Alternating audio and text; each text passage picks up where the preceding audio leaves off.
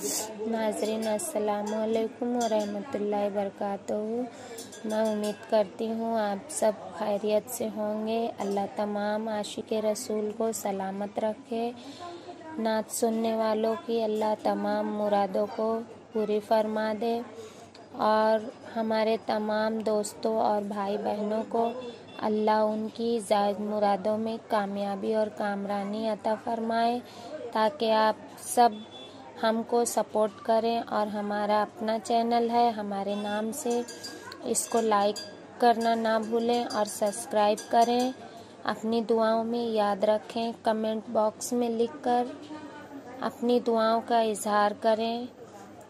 मुन्ना चीज़ को दुआ में याद रखें और आप सभी की दुआओं की तलबगार हूँ। अगर हमारी नातें गज़ल पसंद आए आप सभी को तो लिखकर कमेंट बॉक्स में मुझे बताएं, मैं आपकी शुक्रगुज़ार रहूँगी। नवाजिश करम आप लोगों का साथ मेरे साथ रहा तो इंशाल्लाह मैं बहुत कामयाब होंगी। खुदा हाफिज़, अल्लाह हाफिज़।